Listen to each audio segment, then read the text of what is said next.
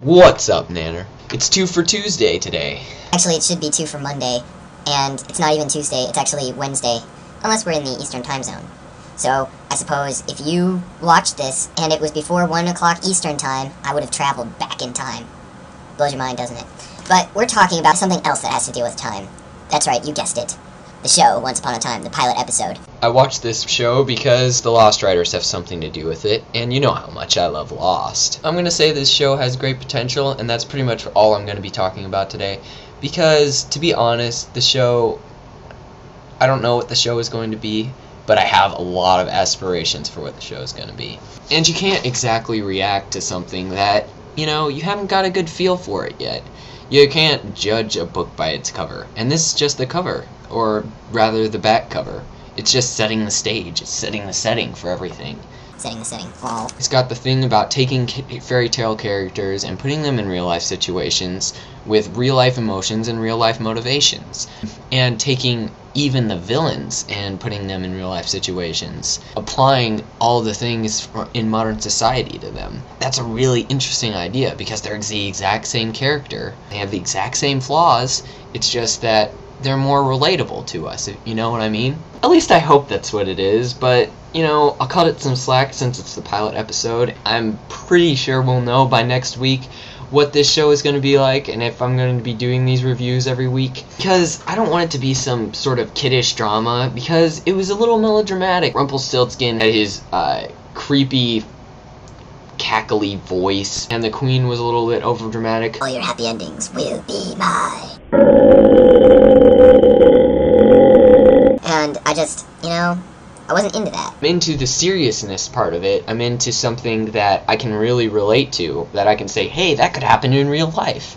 And you just proved that fairy tales are still relevant because you put it in a real life situation. But if it's not, I'm going to be really, really disappointed. Because even Rumpelstiltskin has a lot of potential. Actually, I think he has the most potential out of almost anyone.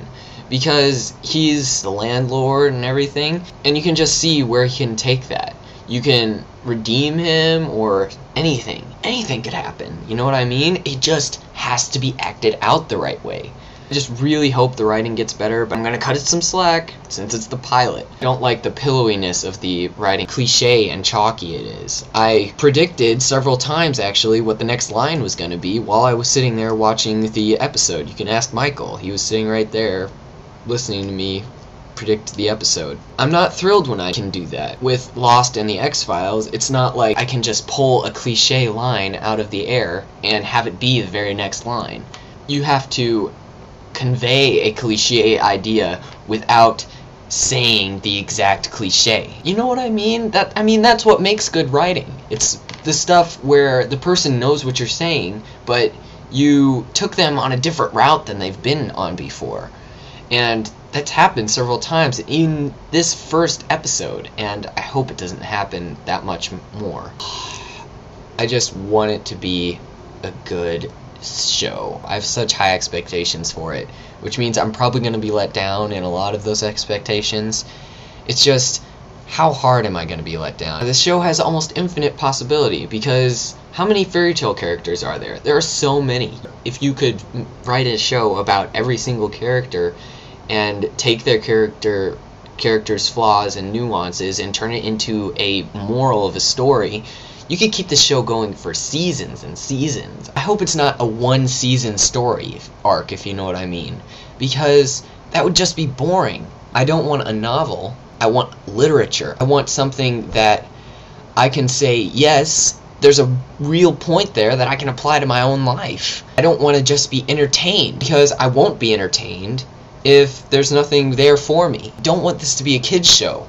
This show could go surprisingly well or horribly wrong. I wish someone had brought this idea to me so I could write it, and I would make it like that, and it would be a great show, and everyone would love it, and I would live happily ever after.